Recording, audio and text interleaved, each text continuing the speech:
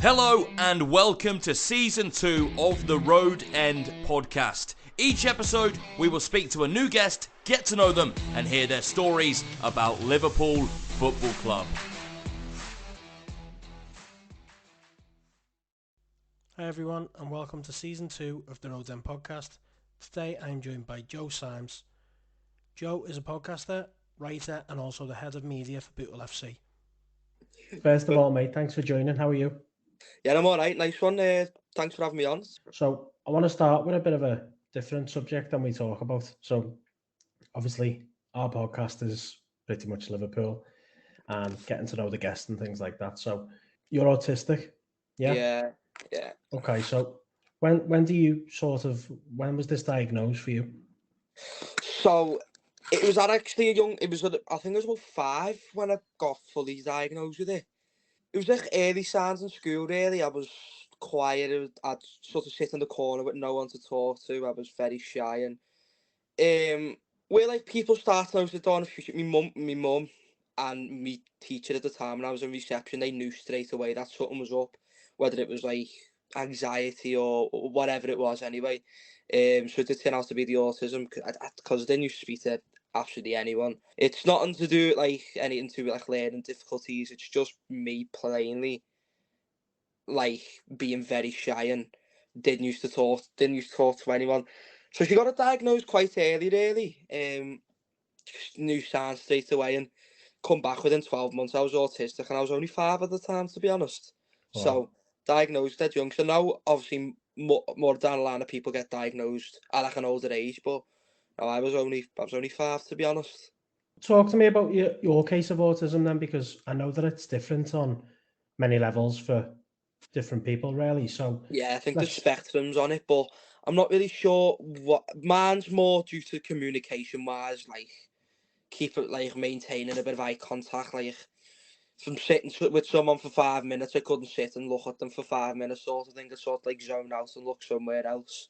It's got better over the years, to be fair, but because like when I was younger, I wouldn't even make eye contact. I just wouldn't speak to anyone really that I didn't know. I was quite closed over, and then I started to get a bit better at talking, and then as soon as it was just talking, it was just the eye contact then. Like maintaining a level, and it was down to if I got a bit worried, I wouldn't look at anyone and stuff like that. I'm still a bit like that myself now, like, but it has got better. But my sort of spectrum is just communication, really, and I'm glad with plenty of stuff that I've done over the years now. It's brought me out my shell a bit more, like, but I still am in some cases quite awkward socially, like. Yeah, but look how far you've come, mate. You should be very proud of yourself. I know. Does it affect you on a daily basis, or is it a case of just when you have like a serious conversation? I think there's some spectrums on it that does affect me sort of on a daily basis. Like in school, when I'm doing like exams sort of thing, I have to have extra time, like 25 minutes, sort of, because my head I can just zone out. So that's not really like something I can help it on occasions. I just sort of zone out when I don't really mean to, and obviously I'll miss key parts of like subjects or key parts of me exams and sort of thing, and they got them put into place because, to be honest, I wouldn't like to brag about it much, but I'm a bright lad, like, so like my grades are quite high and sort of thing. So if sort of something like that, with me not having the time to finish something off, that could bring down my grade massively. It's not really an accurate representation. So on a level, it does affect me on a daily basis. And when I'm speaking to like members of staff, sort of thing, I'm like sort of mumble, because like I still get a bit shy. I still do. Like even when I do a podcast and stuff like that, I'm still get dead shy.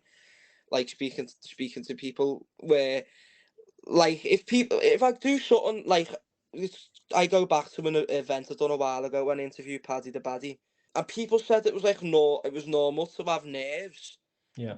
but I was always like a step or two more nervous, sort of thing. Cause like if I go wrong, sort of what's gonna happen? Like I always fearing the worst, sort of thing. To a level, it does affect me on a daily basis, but more so now it probably does just come on occasions, really. Like I said before, mate, you should be proud of yourself on how far you've come because, I Yeah. mean, a lot of kids with autism would never do something like this. And considering where you was and how far you've come, it sends out a good message for kids, Yeah. the next generation. You know what I mean? Yeah. So thanks for sharing that, mate. I know it's a bit difficult to talk about, but I do want people to be able to No, understand yeah. this as well. Yeah. So you're the head of media at Bootle. Yeah. Had a How long have you been? How long have you been involved with Bootle, and how did that come about? So it goes back to my dad when I used to go and watch them when I was like a bit younger, because my dad is good mates with. So the Dorans, who pretty much own Bootle, they've run Bootle for years, before like Langton, Dochen, and obviously before when it became Bootle. My dad's always and my dad and all that side of my dad's side of the family have always been good mates with the Dorans. And it comes down to when he was a kid. He used to follow a dock team called the A1, and against Langton Dock, they always used to sort of meet, sort of thing. And it's when he became mates with John Doran, who's probably one of my dad's best mates, to be honest. He used to start going Bootle games, like having a pint with his mates, and he used to take me along. And this was obviously when I was probably about 5 or 6, 7 even. So this was still when I was quite quiet, to be honest. And then 2018, I was playing for the Bootle Bucks Inclusion. That's when I started to become more, and that's when I used to properly go on a date like a weekly basis, really, because Bootle Bucks Inclusion and Bootle FC have a very strong affiliation, sort of thing. So it's kind of conjoined, and that is where I started to go on a weekly basis. And then obviously my podcast started, sort of thing, and it come at the end of a podcast I done with a former Bootle goalkeeper called Jack McGovern, and he asked me, did I want to be part of the media team about March 2021. So obviously that was happening. And I think what I'll be in the goalkeeper, he was like a head of media operations. So that's when he asked me to be part of the media team. I was like, well, can't really turn that down, can you? And that's when it was home and away properly then. I got my first match report was 9th of October 2021 when Bootle played Trafford away. And then my first interview came a week later. And that's when I started to be like, this is me, this is what I want to do. Then it was just like a little reporter sort of thing, like a little gig, sort of see how it goes. And then got the official title then as head of media. Got him thing on a match day and like do the Twitter. Whenever a goal goes in or the updates, I write all that sort of stuff. Sometimes I miss quite a lot because I'm a fan. I'm behind the goal, so I'm still jumping around with my mates, sort of thing. But that's the part about it being a fan. But it's also annoying as well when you're writing something down, and say for example, something else happens and you miss it, and you're like, oh, you'd happen to ask someone else what has happened when that's meant to be your job to see it, but you're missing something else. So that's when I sort of became involved in it, and then it's sort of grown over time to a point where I've had other football clubs that have contacted me about another thing, who's contacted me about doing work for other clubs, sort of thing. So it sort of got me into opportunities that I never thought I would be part of, to be honest. So yeah, became involved in it, watching my dad, and then I was overground to be the head of media, and now being involved with different organisations, writing for different football clubs, to be honest. So what do you want out of the role in the future? So depending on what club or what field you want to do, what do you want to do? I want to do sports journalism. That is what I want to do. You know, I'm always, if I'm like in my spare time, I always like have a little read of like match reports and other people's doing work. You know, I've got mates that, you know, writing for like other football clubs like York City and Wrexham and stuff like that. So I've always sort of idolised them and looked at them because they are probably about to go into full-time roles. And then I've got, you know, people that I know affiliated with the Liverpool Echo. And then it was as soon as I started writing that, I was still a bit mixed with what I wanted to do then, whether it was journalism or it was like a sort of media role, like a sort of like that. Because I've had in the past, I've done other things, and like YouTube channels and like graphic design, and it is it isn't my thing, but I do feel like now with doing it at Bootle and Tranmere, example, the club I'm part of the media there now. It sort of got me to like a whole new level. It has sort of brought out really what I want to do in the future. So it is going to have to be sports journalism. To be honest, it's what I want to do. To be honest, sort of got my head down and focused in on that now. I seen you. Obviously, I seen it all blow up on social media when the Carragher situation came about, and he's like, "Get me on the podcast. I'll record with you." Not only from a Liverpool side of things, but obviously he goes to a Bootle a lot, doesn't he? So yeah, he has a Bootle a lot, to be honest. Yeah. How did this even come about for anyone that doesn't know the story? So with Carragher, it's another situation. His dad is my dad's best mate. They always used to play cricket together. So my dad's always grew up watching Jamie, really. And then, obviously, I've seen him at Bootle before, and he didn't know who I was, really. I've got about, probably, before I met him, I had about 3 or 4 pictures with him when he was at Bootle. I think one of the first times I met him, it was his brother, John. It was at Marseille Harriers running club. They had a big gazebo in the back. It was like a party. And he was there, and that's when I got a picture with him. And my dad was telling him about, like, me media at Bootle, but he probably doesn't remember. He knows a lot of people, sort of thing. Yeah. And then it come off the back of that, the Andy Robertson thing, and I was scrolling through, and my phone wouldn't stop, like. And I looked, and one of the retweets was Carragher. I think he said, "Brilliant, all love it." And I was like, wow. So I thought I'd leave a comment saying, like, "Thank you, like, you're going to come on," or something. Didn't expect a reply 5 minutes later, "When you're going to get me on," and stuff like this. And yeah, and I was like, okay, this is okay, it's gone a bit mad here now, And then sorted out a date, done it at Bootle Football Club. And then yeah, it's sort of, he's always been very supportive. He's always, everything I've done really, he's sort of shared it all over his Twitter and stuff like that for us. So he's always been a big help, but it come about in a mad way really, because I did expect him to see it. Like, I knew he would see it eventually, like, but you don't sort of expect like one of your childhood heroes to comment that. It's just crazy, isn't it, really? It's just mad. Yeah. So I said on that podcast, I would want Carragher, Steven Gerrard on it. And I didn't know if the aim was a bit unrealistic or sort of thing. So I just thought I'd throw that out there. So there's one down. So we'll try and get the R number 8 on. Stevie next. Stevie next. We'll see, eh? So, speaking of Liverpool then, I seen you sat down with Robbo and Curtis Jones. Yeah. That was for, I don't know how you pronounce it. Was it Joy or Joe, whatever?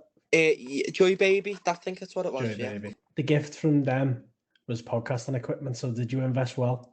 I did invest well, and it was Sefton Council helped me out, to be honest. So Okay. I've got a fair few mics, got a little headset. I've got about 2 or 3 microphones. So it's what it was. I don't think they could find anything that was in it, like their sort of budget. So they gave me free range, really. I think they gave me £200 worth of or the gift card off them, for Amazon. So I'd sort of, obviously, we ain't gonna go and buy like a £50 mic, because then that's a quarter of the budget already gone just on one thing. So thought I'd look at like cheaper alternatives with like the full equipment in, and then it's when I recorded with Carragher, and when I looked back and heard back on it, the audio was top notch, really. Yeah. So it's a bit like, okay, so I've sort of got myself a bit of good good equipment, and I still had £100 left over from it. So I was like, look into the furniture for me, ma, like you mentioned, stuff like that. I did spend it well, to be honest. I've still got a bit of the money left, like. So How was it speaking to Robbo and Jones then? it was mad, you know. That's the people that you watch and support every week, and they're speaking to you, sort of thing. You know, you've been cheering them on in football grounds and on the telly and whatever, and now, with millions of followers, they're sitting there speaking to just a normal 15-year-old Scouse kid doing a podcast. You just think to yourself, is this really happening? Is it really happening right now? And it was. And to be honest, they made it so easy for me. They were just proper boss lads, to be honest. Like, you sort of get a stereotype of footballers if they come across a bit arrogant because they got a big following and stuff like that, but they weren't like that at all. They were sound fellas, you know what I mean? Like, normal people. They made it dead easy for you, to be honest, but, you know, I did expect Robbo to be a bit of a lunatic, and I mean, he wasn't he, to be honest? If you watch it back, he was a bit off his head, like, but, you know, that's his personality, but, you know, they did both make it dead easy for me. Yeah, it was surreal, to be honest. Like, I'm still to this day, what is it now? Over a year down the line, still surreal, to be honest. Let's talk a little bit about Liverpool then. 5 minutes on this. What's your earliest memory? My first memory wasn't a good one. It was the 2010-11 season. I think it was Roy Hodgson's, the Roy Hodgson era. So it's not a good one to come into, really. Honest to God, you know what I mean? Like, you know, let's not take the piss here. I certainly wasn't. Well, I think you are. because I played football and kicking around in the streets, sort of thing. Before I'd watch it, I won't talk about too much about the streets because I'll end up getting angry about some certain person in my streets, like grass. Anyway, so then I didn't really go to the game until, I can't even remember. My first game was Liverpool versus Reading, 2012-13 season. But my first memory was 2010-11.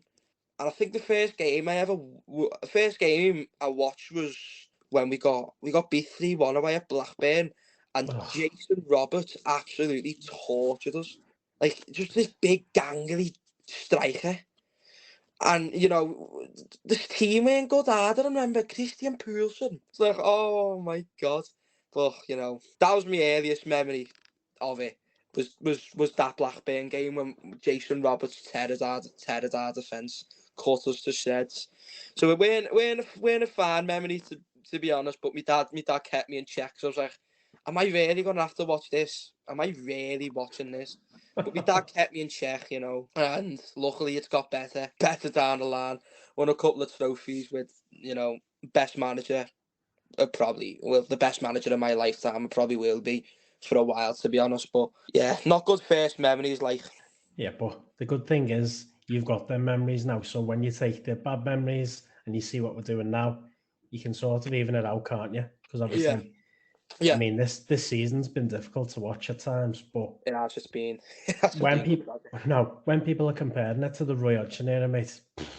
Jesus. No, you don't think is it going too far, or do people actually think it's that bad? It's never going to be that bad, mate, ever. No, I don't know. I wouldn't think so either. No. What have you made of this season then? And where do you think we can improve? It's been. I thought after the 30 games, you know, we drew with Palace, drew with Fulham, and we got beat by United. I thought, and probably like most, it was just like a slow start to the season. Yeah.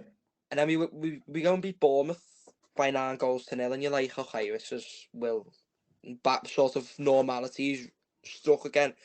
And it just never got better, did it? Really? No. It got worse even.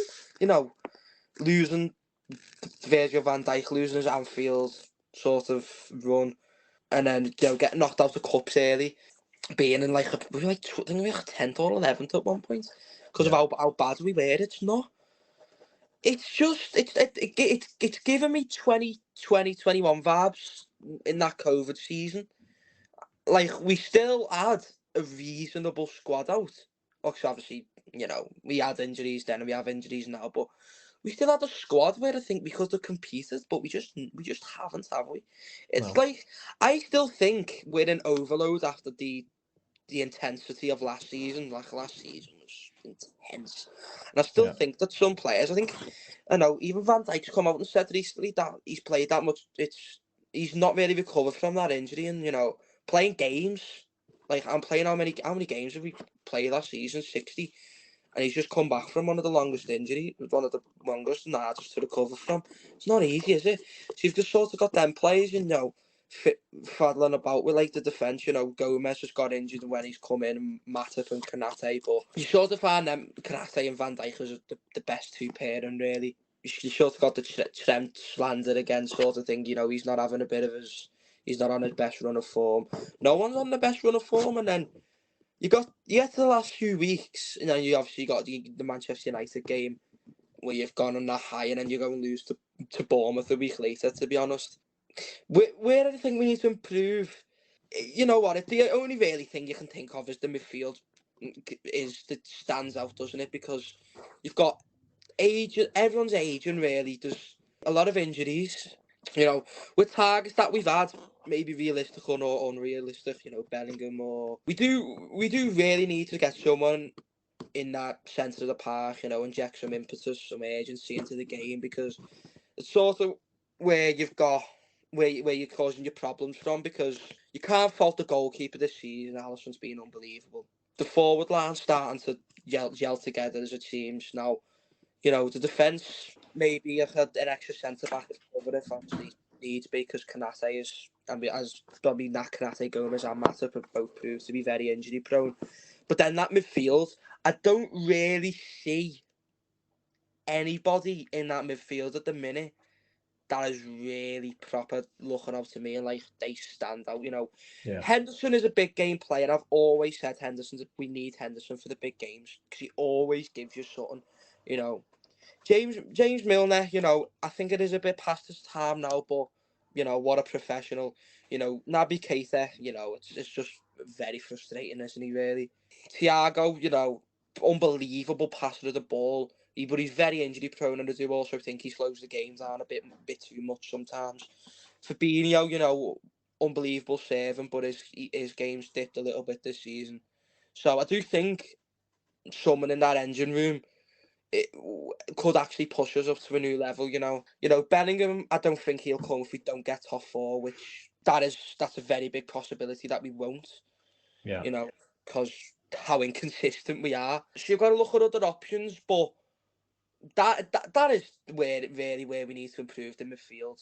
Or we could brush up with maybe an extra centre half, because I do think the goalkeeper is undroppable, and the forward line's starting to gel. So when they're far on form, and you know we've got some cover, we've got world class players in every single position, which we're, as a club, Liverpool, the size of Liverpool, we should have. Yeah. I think we'll be sound then, but you know, let's just think what we need to do now is just get this season over and done with. Just play the rest of the games, you know, as we would want to try and get fourth. Even if we just get fourth and just get Champions League, let's just get that comfortability, get the fourth place, and then we'll move on to next season, see what next season brings. But a lot, and I mean a lot, needs to change next season. A lot. I agree, mate. And hopefully, can get to the budget in the summer. Otherwise, we're not going to be no better off, are we? No, we need to back him massively, because he will seem like the only one that will turn it around at Liverpool, to be honest. Definitely. We are now going to do a quick fire round with our guests. This could be very controversial. Okay, so each episode I finish with a quick fire round. Just a few questions. Just a bit of a laugh, to be honest with you, mate. Okay, so ready when you are. Bootle or Liverpool? Liverpool. Neil Prince or Jurgen Klopp? Jurgen Klopp. Klopp. Berry Street or Anfield? Anfield. Can't beat it. Prenton Park or Berry Street? Berry Street. Nice. Writing or podcasting?